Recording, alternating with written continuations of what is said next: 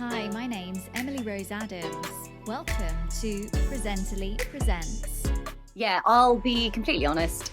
Be nice to people because that's how I get most of my work. Mm-hmm. It's through people I've worked with, which I know is not always the nicest thing to hear when you go, well, I haven't got a lot of work right now, or I do things in isolation, or just as a solo presenter rather than working in groups or teams.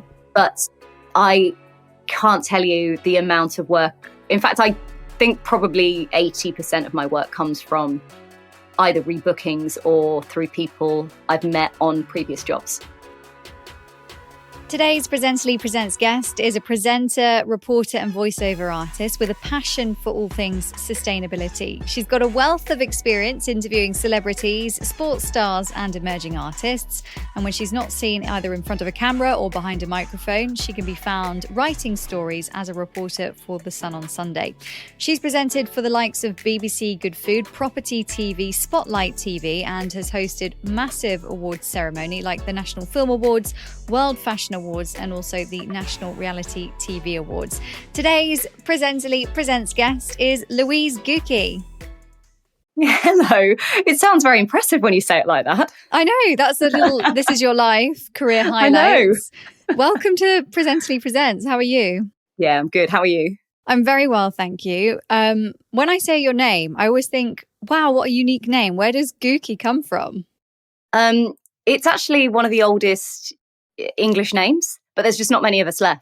Amazing. And there's two sides. There's, so you got the half that calls it Gookey, the other half that calls it Gookey. I don't care. My mum is very specific. But yeah, it's, there's just not many of us left. Amazing. But, You're the only Gookey I've ever met. So yeah, I think I'm the only one that I've met except my family. Amazing. And I guess that's kind of good for presenting because it's a memorable, unique name. Yes, I think so. I hope so. It was very easy on Spotlight because no one ever has your name. So, and if someone Googles you, it's not like I've got lots of celebrities that come up before me. I am the only one. In fact, I think I'm the only Louise Gookey in the world. So that's cool. Amazing. So you would say Gookey, not rather than Gookey. Oh, yes, I do, but it doesn't matter. That was just I don't mind that people say Gookey. That was my bad. No, not at all. Please, that was not my intention at all. No, it's a lovely name. So it's great to have you on the show. We actually go kind of way back. We crossed paths lots of times in the past, doing traffic and travel updates and various other things, which actually is a great way to get into broadcasting, doing the travel updates. That was one of the early things that I did, which kind of helps leapfrog into other stuff in radio. But how's it all going? So I haven't seen you in ages. I know. You're a full-time freelance presenter, always doing really interesting, unique projects, and it all looks really fun. So tell us a little bit about what you've been up to. Yeah, well, I mean, you mentioned traffic and travel. I'm still doing it. I'm still flying the flag for the M25 and the M4. Amazing. And actually, you've done this job in the past as well. So on Global for Global, so lots of LBC News and LBC and Smooth Radio. So that's super fun. What else? Yeah, like you say, I freelance full time as a presenter and a reporter. It's super good fun. Over the last few years, I've been very much focusing that energy into sort of sustainability and a bit more of the lifestyle side of presenting, just because I find it really interesting, sort of post lockdown. But that being said, I still do all the bits that you mentioned as well. So lots of entertainment, still host some really great award ceremonies, which are super good fun. I think it's quite hard if you looked at my work calendar, it literally is like one day I'm doing this, the next day I'm doing that, and then this. There's not a lot of consistency, which sometimes I love and sometimes I go, oh my goodness, it'd be nice to do the same job. I was going to ask you, well, actually, yeah, I was going to ask you because we're kind of doing very opposite things. So I am sort of full-time on Talk TV, and I've been there for years working for News UK, and I like that kind of consistency. But then you see other presenters doing, all these fun freelance jobs and hosting ceremonies, and that looks amazing too. I guess, it's interesting. How do you juggle that? So you probably have weeks where you are super busy, booked up, and then weeks where it gets quieter, and it's sort of, how do you kind of control your diary and also like chill out when things maybe are not as busy as they are at other times?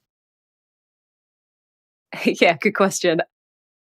So, I mean, there's always part of me that goes, just go and do it full time somewhere. And I've been very fortunate that I have had those opportunities presented to me, but I've always just sort of said, while I'm enjoying the craziness, I'll keep doing the craziness. But at some point, I should imagine that I won't keep enjoying the craziness and just want a little bit more stability. And at those points, then hopefully I'll be able to reach back out to some of those people and just say, hey, if anything comes up, bear me in mind. When it comes to diary management, I mean, everything's digital and it's synced. It has to be synced, like everything, my computer, my phone, and my diary is everything, like right through to vet appointments for the dog, because if it's not in there, then I will double book myself. But that being said, you also have to like build in time for yourself, which I'm not very good at. So, I have to go, okay, well, I'm going to the gym Tuesday evening, and you have to like book it in. So to make sure that you don't then book in work or spend too long working. So it takes a bit of management and a bit of discipline. I'd love to say I'm really good at the chilled times. I'm not. I spend like 3 days going, oh, this is fantastic. And then the panic kicks in where I go, oh, I'm not earning money this week. I'm currently in sort of 3 weeks where I've just got bits and bobs. I've got a couple of shoots and then a couple of weeks of quite intense work. So just using it as prep time. So I try and like take a day and go, okay, you're prepping for X, Y, and Z. I think that's the way I kind of manage it. But it's also nice to be able to reevaluate, because we don't get to do that a lot as freelancers, and go, actually, what direction are you moving in? Who haven't you spoken to? What were you planning on doing 6 months ago that you've still not done? So discipline, I think, is the short answer to your question. That's a great answer. And I think it's something that probably comes with time. I know a lot of people who I've worked with who have been full-time somewhere, and they take that leap and go freelance because they want to give it a go. And it takes them months, Hello, doggy. Sorry, there's the dog barking in the background. I think the dog walker's just come to pick him up. Oh, that's so lovely. I love it. I love it when we have little interruptions from dogs. I feel like we should get him on camera a bit later. Oh, if he gets back in time, I'll get him on. But I think diary management is something that you learn as a freelancer over time. Yes. But so you do obviously a wide range of work. Now you're kind of doing sustainability projects as well. But in terms of other stuff, because you've kind of done it all from, your show reels that I've seen, bits on social media. You do corporate things, you do reality TV hosting. So what kind of projects do you like to kind of work on usually? A variety. I've got love for it all, if I'm being honest. I love the chaos of live events. The fact that you can't think, you can't really prep too much. It's just, let's do it. The award ceremonies are always chaotic fun, but they give you such a buzz. I mean, my background's theatre, so there's nothing like doing live events because it sort of reminds me of that. So they'll always have a passion for anything live. But then radio is really intimate and really, I want to say chilled. I don't mean that. It's a little bit more, it's just the intimacy. So it's just a few people around and you're talking to that one person. So that's sort of slightly different. Corporate stuff is, I mean, if how do I put this? I think everyone would say, like with corporate stuff, it tends to be the thing that you're not necessarily the most passionate about. And well, I certainly say that, but my goodness, it gives you the skills. So, reading auto cue and having to do things to time and having to take direction, even if the topic isn't something that you necessarily are that passionate about. I think corporate work is invaluable when it comes to actual presenting skills. So I still enjoy that because it keeps you on your toes and it just makes you have a bit of a check-in. And then TV and video just in general. I mean, that's always fun, isn't it? So yeah, I mean, you're very versatile. It's quite rare that you see presenters who can do that wider range of jobs. What job comes to you the most, would you say, out of all those things that you do? Which is the most sort of requested when you get bookings? So post lockdown, like when lockdown first finished, it was live events. So I literally spent a year going from live event to live event, and that was super fun. So whether that was doing like hosting a stage or doing, call it sort of live event TV. So you run around and interview a whole bunch of people, and then they broadcast it across the NEC or wherever it might be. Mm-hmm. So I did a lot of that post lockdown. Now it's a bit of a variety. So I do a bit for like YouTube channels that is quite a regular gig. The travel news is quite a regular gig. Live events are still quite a regular gig. Mm-hmm. So I don't know is the answer to that. It's a bit of a mix. That's good. And then, though. of course, corporate as well, which I don't think I'll ever stop doing because I do enjoy them. It's and like I say, it just keeps you in check slightly.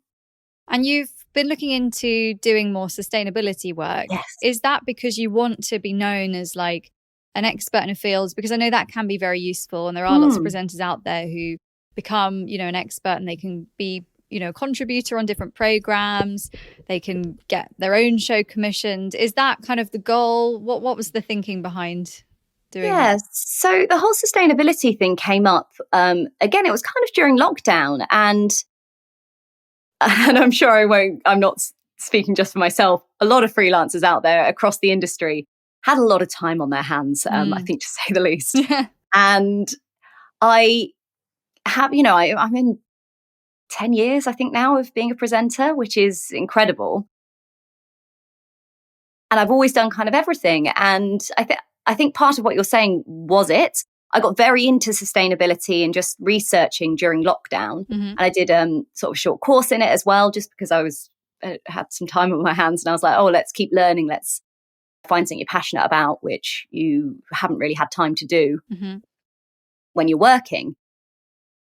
And it sort of stemmed from there. And I was having a chat with another presenter friend, and they were like, well, why don't you focus in that? And I've had lots of people over the years go, oh, focus in on one thing. And if I'm being totally honest, I do think it's the way to go if you want to be known for something.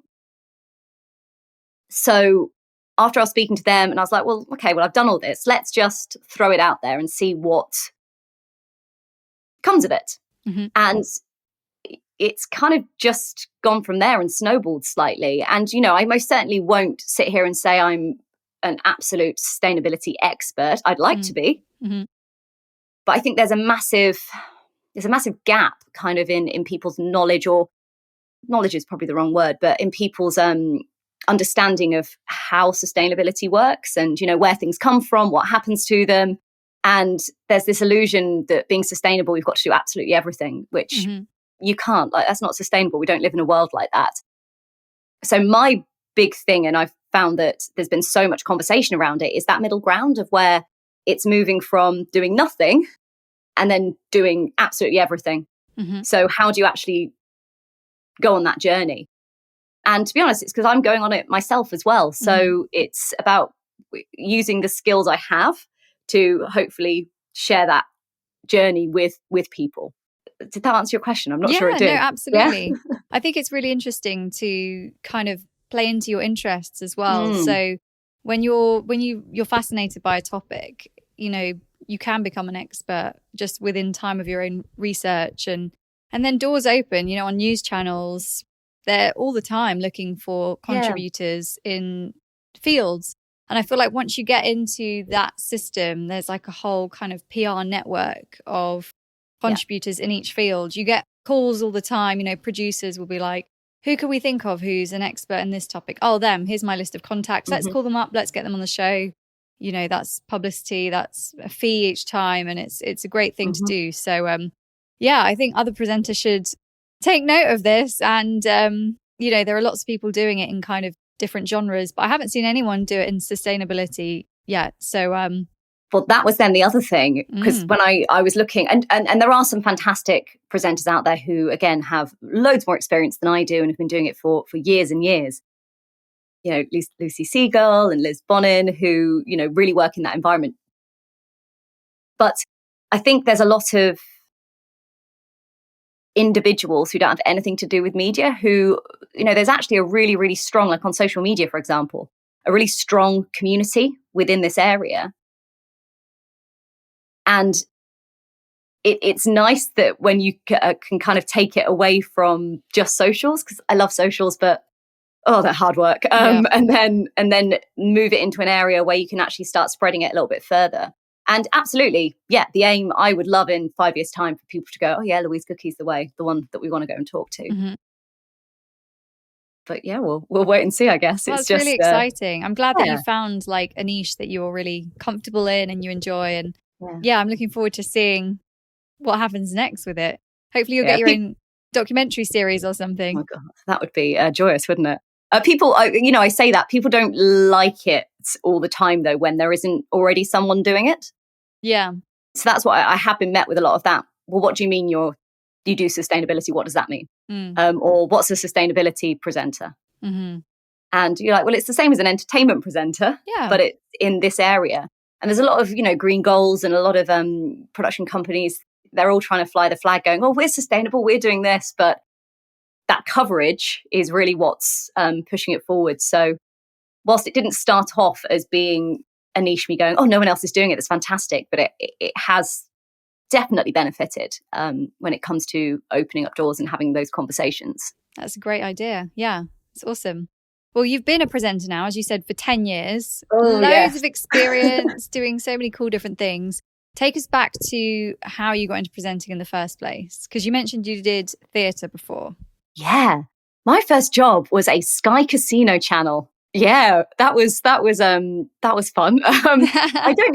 No, it actually was. And again, the skills I learned from it, I still hold to this day. It was, I was doing theatre, trained at one of the drama schools in London, did tons of tours, loved it. And I loved theatre, but it became a bit of a bubble and I just needed to do something else. And there was, what was it on? I want to say Star Now back in the day.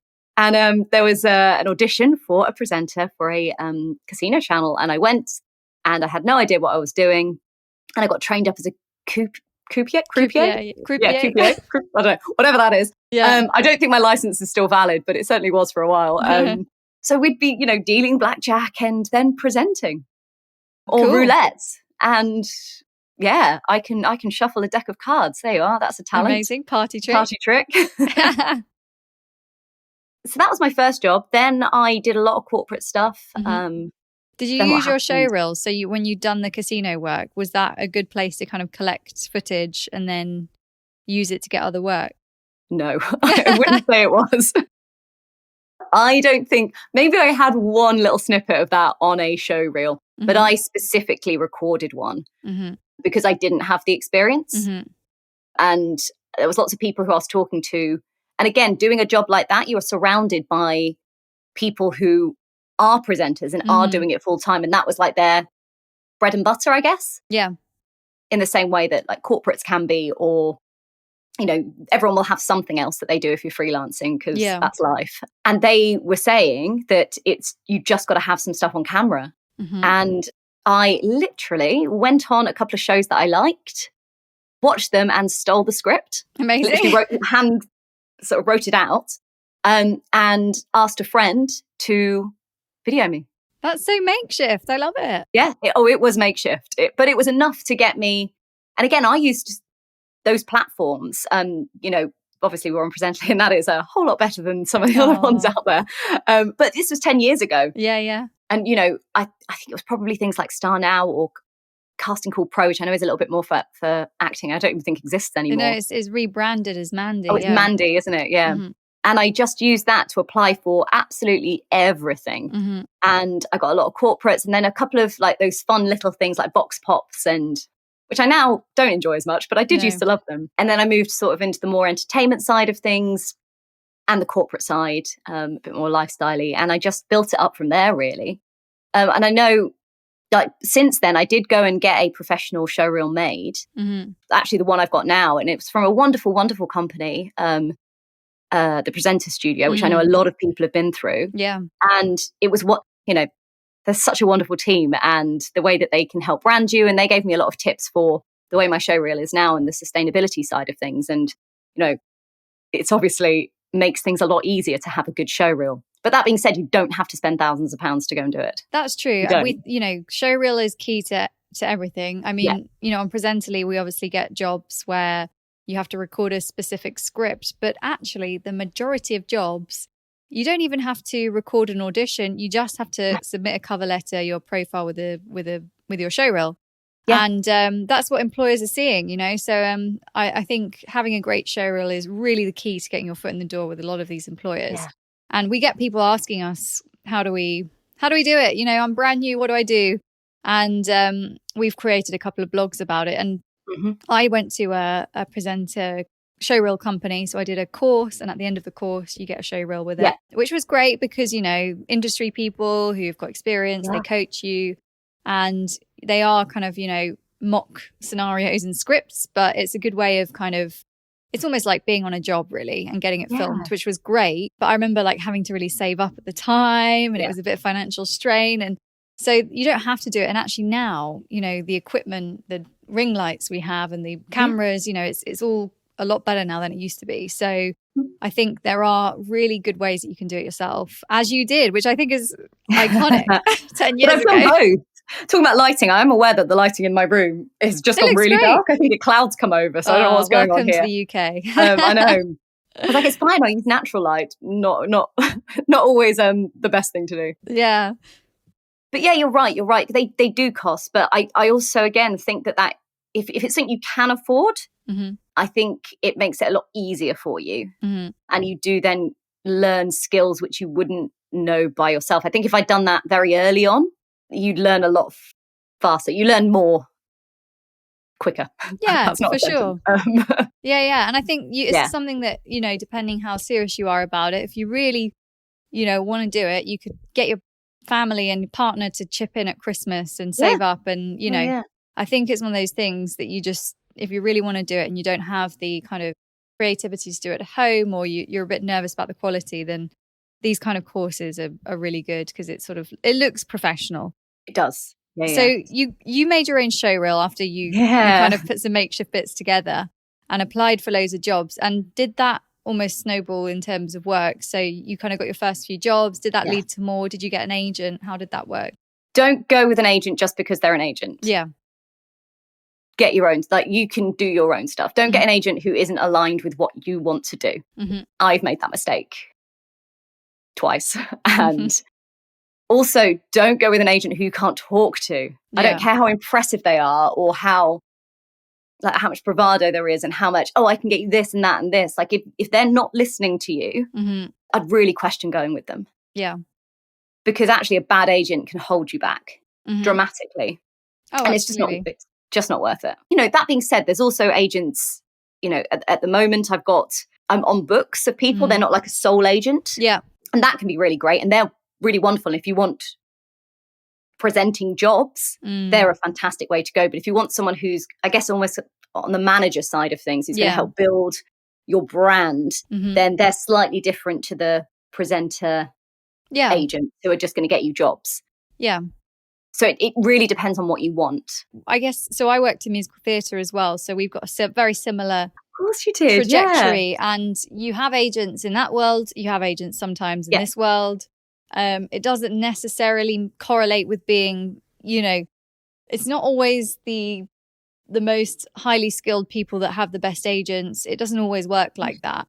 Some of it's luck, some of it's timing. The amount of times I used to apply to agents and they're like, oh, we've already got someone on our books that's just like you.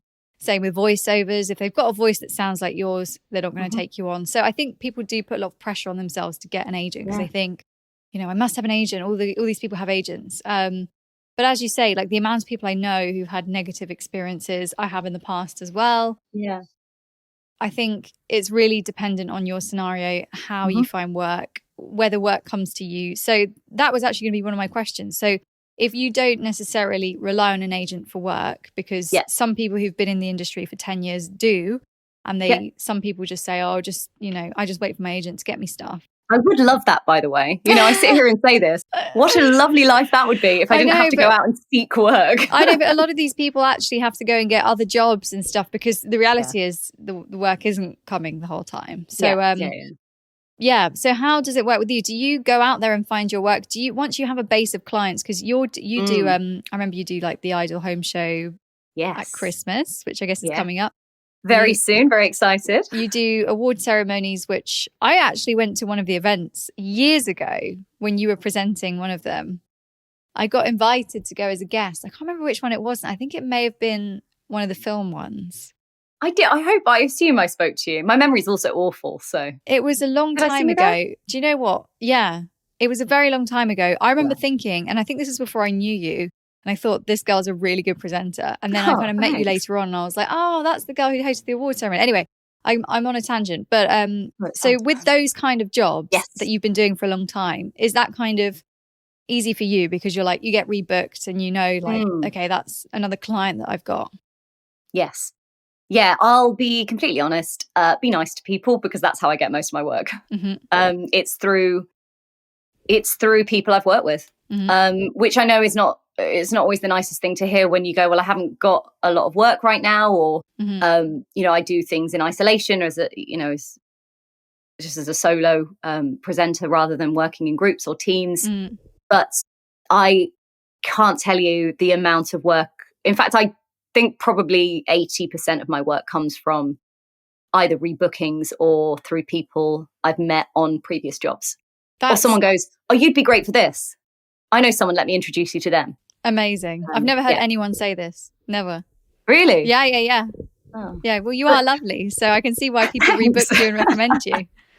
But it's the same, I do that the other way. I'm a strong believer in I will big you up until the day is long. Like if there is a job that you're better at, I will, hold on, that doesn't sound right. It's not like I'm going to give up work for someone. I'm not that humble. But it is, if I hear of someone going, oh, I need X, Y, and Z, I'll go, okay, yeah, I know. Here's their show reels. This is what they do. They're fantastic. I'll vouch for them. In the same way, I've had people do that for me.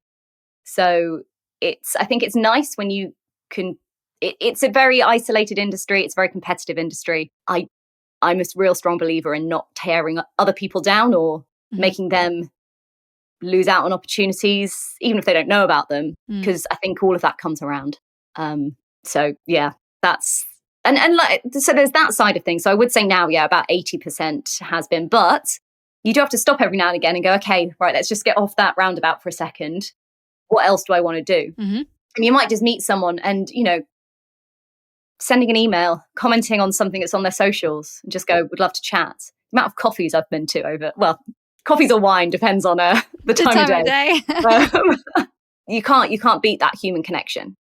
And even if it's something that you might not come out of it then and there, or it might be someone who just works for a company you might want to work with, who you met randomly in an event, keep in touch.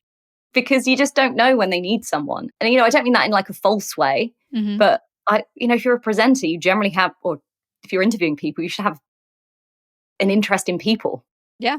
So be nice, get to know them, get to know the tech team, get to know who's doing the lighting and your sound and who's producing the show. And if you're at a live event, it's not just about your guests. Actually, the person who's booking you is way over here somewhere. Yeah. So go and find them, go and say hi, go and thank them for giving you the opportunity. Send a quick email afterwards. It's a lot of admin, but it makes a world of difference. It's really, I mean, for a lot of people, it's the difference between, as you say, like getting booked again and again and not, and it being a one-time job. So I think that's amazing advice. And actually, I agree with what you say. The crew behind the scenes. I work with a lot of TV directors who are physically directing the output, and sound and lighting people, and they're all network, and a lot of them get booked on big TV shows, but then they do corporate stuff, they do live events. So they do the same sort of jobs that presenters would do. And the amount of times the directors have said, oh, can I recommend, I've got a job coming up with Google, with Apple, and it's really good money, can I recommend you? And unfortunately, not unfortunately, I'm contracted, obviously. So where I work, I have a great time, and I love my job on Talk TV. So I'm not allowed to do other work. But there are some freelance presenters who come in and, these directors work with you and they see how you are, and then they think of you next time there's a discussion in the room. Yeah. So as you say, your conduct on set, being friendly, it's just worth so much. So I also love hearing those stories. It's really inspiring to hear presenters say, do you know what, like I kind of run my own, it's like running your own business, You're running your own business, you're making good connections, and work is coming back to you and again. So I think it's it's really inspirational and lovely to hear that you're not kind of like sitting there waiting for your agent to sort your life out for you, because, you know, and the thing is with agents, you know, they also need to make a living. So they might have many people on their books, and you know, we might not be their number one priority like we'd want to be. So, and there will naturally be people who make them more money than others. And it's sort of, there's a lot of varying factors as to why, you know, it might not work perfectly with an agent sometimes. But and also, you know, agents are fantastic when, you know, if you find a job yourself. I hate talking money. I'm just not good at it. Oh, how wonderful to pass it on to them. And they can negotiate things, and, you know, they'll notoriously end up getting you more money than what you get yourself, because it's what they do. Absolutely. So it is wonderful to have that support there. And while it's great doing it yourself, and this is why, you know, I also really encourage talking to other presenters. What's your day rate? You know, I've got a group of friends who I do talk to, and if I know someone's done a job for a company, we just have an agreement that we'll talk about it. Like, what do you charge them? What's their standard? Because if they're going, what's your day rate? I'm like, I don't know. What's your budget? Because and it's so frustrating, that question, because I'm like, well, if I go up in high, is that going to sort of put you off because I'm too expensive? Or if I go in low, they're just gonna be like, okay, yeah, absolutely. And then you go, well, now I know you're paying that person £200 more a day. So I do think the more you can communicate, and it's there's so much support you can have from other presenters. Definitely. I would hugely not underestimate it. Yeah, absolutely. I completely agree. And, you know, we also get it from the other side. So on Presently, we get employers who say, you know, we're doing this one-off project, we need a presenter. We don't know where to start with the fee. What do we say we're going to pay? And they ask us what is like the going rate. And the thing is, it's so different for each project. That it's hard to really tell them what they should be doing. And you obviously, you want presenters to be earning enough, but then at the same time, if it's too much, the production company might not be able to afford to actually go ahead with the project. So it's sort of that balance. And we have the feature obviously as well, where you can ask people to put their day rate in their application. Yes. But then you again have the presenters thinking, I don't want to aim too high or too low. So it is a tricky one. And I guess, you know, what I often say is, well, for similar jobs like the one that you're posting, this is what other employers have. That's a great idea. Gone with generally, or a bit higher or whatever. So it's a tricky one with the day rate. I don't know. It very much depends on each project, and you have to kind of try. And it also doesn't get easier. I wish it did. I wish after a decade I could say, oh yeah, this is my exact day rate. Well, I don't know. No. I mean, ideally your day rate will go up with inflation as well. So factor that in. That would be lovely, wouldn't it? So you've obviously done some really cool jobs over the years. Is there any one job where you think back to and think that was like the best thing I've done? Or when you're in the job and you've thought like, oh, pinch me, this is so cool. Yeah. I mean, the award ceremonies, I think the first time I hosted the reality TV awards, I think that was my first one. Oh, it's absolute chaos, like I said, but it was just so fancy. And I think when people sort of say to you, oh, what's it like being a presenter? That's what I had in my mind. So, you know, you literally get taken off somewhere, someone does your hair and makeup, makes you look really pretty for an evening. And then you get to go on and just play, and you get to introduce these really fun people. And it was at the time, you know, I was very much into reality TV. So it was something that I loved, and I was meeting all these great people and people who were doing really fun things on TV. So that was a bit of a pinch me moment. But then, you know, I think also the first time I walked into the Global studio, because that's always been a bit of an ambition of mine. So whereas now, I say this, now it's been like 3 years and I just walk in. But there is occasions where I just go, oh, this is a really cool building to be in. So that's really good fun. The Ideal Home Show is a really fun show. And I think I just love doing it because I get to do everything. So what do you do for the Ideal Home Show? Because it's a pretty big event in London every year, isn't it? Yes. So I host one of the stages, but the Christmas one, I'll be hosting the stage. There's only one at Christmas. So I get to I mean, interview, there's so many people. So it could be anything from, you know, I think so if I think about back to the one we did at Spring, you know, you'd be interviewing people about fashion or property, or, you know, there's a whole range of stuff. So you learn a lot. Then obviously you get to open the show. And then I was doing my own talk on sustainable cleaning back then. Amazing. This time it's sustainable festive fashion. Oh, amazing. Yeah. It's really cool. So that's always a really good job, really fun job. But yeah, I've got loads. It's hard. I should have thought about that before. I don't think I've got a one pinch me moment. Yeah. Well, you've got several very cool moments. So I think that's a good answer. Yeah. Very cool moments, I think it is. Yeah. And then obviously, you know, the life of live broadcasting, live hosting, things naturally go wrong. You know, I've had my fair share of things going wrong over the years with auto cues and things, dropping out.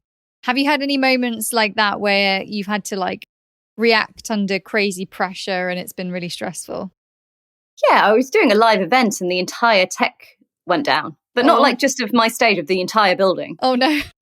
So I was on a stage talking to like 300 people, and, you know, that's when the experience really kicks in, and because you have to know how to hold that. And I guess maybe theatre training pops in as well, because you can project your voice. And so did you have to start like basically shouting so everyone could hear you? Yeah, to remain calm, because it went like pitch black. Oh no. Like, everything went, absolutely everything. And it was at night, so I was like, okay, right. And luckily it came back on, so that was fine. I've also had during live events where, you know, there's been a run of the show and a run of the order, and then a certain celebrity has come in and gone, no, I don't want to wait till the end. I want my award to be next, otherwise I'm leaving. Oh, wow. So then literally whilst you're trying to present something, you've got someone in your ear or someone on the side going, okay, everything's swapping round. Yeah. So you're like, okay, right, up next we've got desperately trying to find what's happening next. That's always Why a bit stressful. do celebrities behave like that? I never understand. You know, how do you get from the point of being grafting, and, you know, because the most people that I know who are in the industry, they try so hard and they're so great and they're so positive and they're so accommodating because they're ambitious and they want to, you know, they want to progress. At what point do these people think it's fine to just be like so demanding, you know? Yeah. It's crazy. I don't know.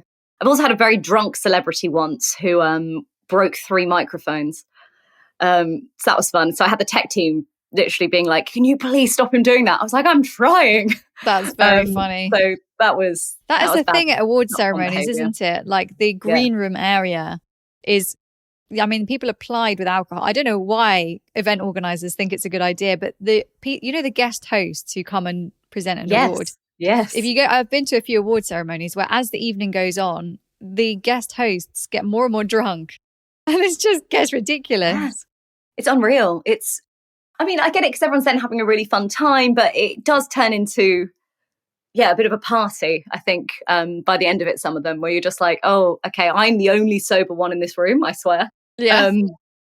I know. Yeah, so that's fun. But, you know, I guess you would want to remain sober because of you take on the... like crowd control. Yeah. So for those kind of events, I'm curious because obviously when you're doing a corporate job, most of the time you're kind of, unless you're given a script in advance, you're kind of showing up and potentially using auto cue. But for something like an award ceremony, you kind of have to do your research, don't you? So how would you prepare for that kind of job? So again, I don't generally get the scripts until I am there for rehearsal.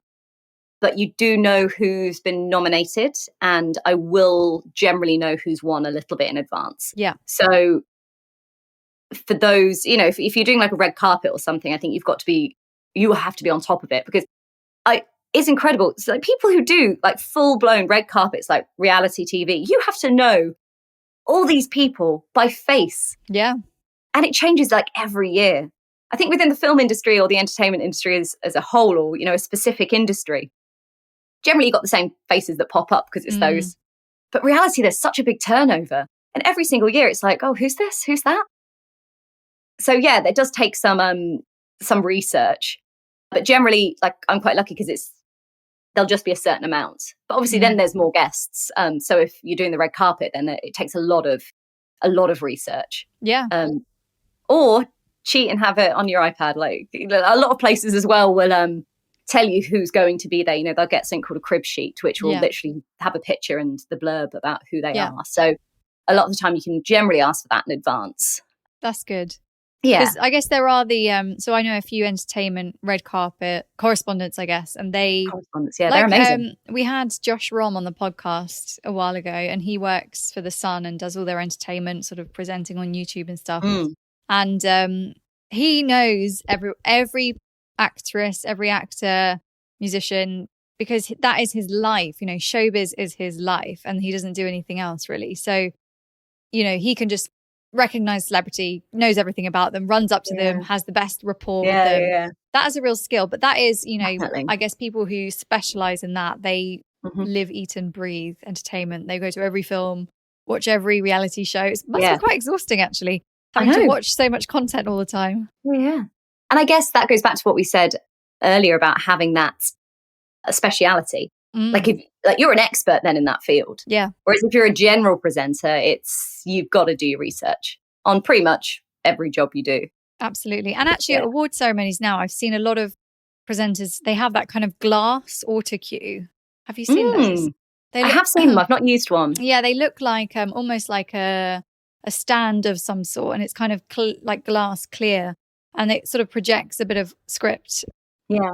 Which I guess helps because it's a lot of content. If you're doing a few hours of awards, a couple of hours, that's a lot of content to present, which can be quite daunting all on your own on stage. I know. Or go back to old school and get some cue cards made up for you. That's you know, I use cue cards a lot. Or I wouldn't for an award ceremony, but if I'm doing a live event, then I'll have my iPad there. Yeah.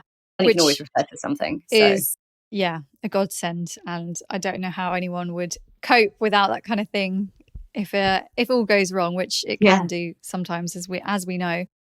So you also do a bit of, so you're a journalist, you're a trained journalist. I am, yeah. I did my journalism qualification because I was going to go and do hard-hitting news and then didn't. So yeah, fair enough. And you do some work with, is it The Sun? Yeah. So I was with them on Saturday. So I report for The Sun on Sunday. So generally it's just a couple of Saturdays a month. But that's really good fun. And again, just the skills you learn, and you can literally be thrown into anything. So we go and cover this protest, or go and I need you to write this story, or phone this person. So and I think it's all to do with storytelling, isn't it? So it doesn't really matter what you're doing, whether that's in like the performing arts or whether that's in the media industry, journalism, you're telling a story. So I think a lot of it is sort of can be crossed over into different elements of, I guess, media, if you will, broadcasting, whatever it is. But it's super fun. It's fun to keep that element. Because like you say, I did my journalism qualification, which was so hard. Yeah. Is it the NCJT? NCTJ, yeah. I didn't think I'd need to learn the law. But that happened. It, isn't it? You've got yours, right? I guess. Yeah. Well, I've done separate. Yeah, I did. It's something slightly different, like a media law course. Oh, fine. Which, I think if you're working in news, you have to kind of tick some boxes because your employer needs to know you're not going to mess up and potentially land them in some legal problems, which can happen. Yes. And, you know, it comes with experience and training sometimes. But it's cool. So I'm a big advocate for doing some form of journalism because I think the transferable skills, I've got to say, since I became a journalist, and, you know, I do sort of mostly news content, obviously. But we do entertainment stuff. Now I'm working on The Breakfast Show, and, you know, I'm pulled into the show to contribute in other, you know, fun stories. It's not just the news. Today we're talking about, you know, our nicknames and what people call us, and, you know, nice sort of lighthearted content as well. Yeah. But I think having the experience of writing and thinking, you know, interview questions and researching stuff, like it's all transferable. And if anything, it just makes you a much better broadcaster, I think, if you can dabble in that field as well. You don't necessarily have to go into hard-hitting news, but just being able to kind of write scripts, communicate, and come across in like a really impressive way. I think it's definitely a good thing. So it's cool to see that you're sort of doing a bit of both and doing a bit of that as well. Absolutely. And I think I think you're absolutely right with everything you said. And people take you more seriously. That's something I really noticed, because it's still, it's horrible. I've always been freelance. I don't know any differently. Like, I've never done a full-time job, I guess. But working in an industry, coming from the creative arts into broadcasting as a freelancer, you always get people who don't work in the industry who are like, oh yeah, but what do you actually do? Yeah. Or they don't really think it's a job. And, I'm certainly not saying I did it to appease other people, but something I really did notice is the minute you're like, oh yeah, but I'm a trained journalist, or even to producers or anyone who's advertising a job, whether it's on Presently or anywhere else, if you can throw that in there, it almost gives you a level of credibility, I guess. Yeah. Because they go, oh, right, well, they can tick all these boxes. Yeah. And they're a safe set of hands because they kind of know what they're doing. Yeah. So I did notice a big shift in the way I was approached, I guess, or spoken to. And you can kind of understand because, these producers or employers, for instance, anyone can become a presenter. Anyone can go, especially these days with influencers and things. Anyone can go and make a show reel at home, or become an influencer on TikTok. And, I think for some employers' corporate jobs, it's, I guess, peace of mind for them to think, oh, they're a journalist. So maybe if something goes wrong, they might be able to kind of think on the spot and come up with ideas. And, absolutely, a bit like a reporter would, a correspondent or something. Yeah. So I think it's definitely worth doing for anyone who's listening, who is interested in that kind of field, and you're already a presenter or you're keeping your options open. The NC, I always get it the wrong way. TJ, is the industry standard qualification. But there is also Council of Journalism Training. Yeah. And there's also the B. Oh, there's the broadcast journalism. Oh, yeah. So there's the other one that you can do, but I think the broadcast one you have to go and do as a degree, whereas the NC one is basically like more of a diploma. There are different levels that you can do. And you can train with them at different places part-time. You can do it full-time in like a year, I think. You can do it part-time, or you can do it as a distance learner. So I know some people who have done it, who are already journalists. They managed to get in the industry through one way or the other without, having the qualification. They've done it later on.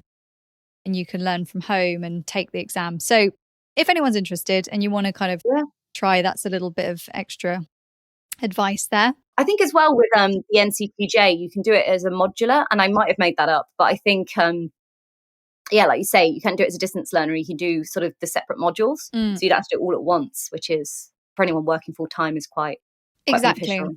Yeah, I think I did mine part time over a year. Yeah, you kind of have to make these things work, unless you're right at the beginning of your career and you've got all your options open and you can do what you want. Funding, you can do degrees. If you're a bit later on, then I think sometimes you have to find ways to make this work around what you're already doing. But I think that's really great advice.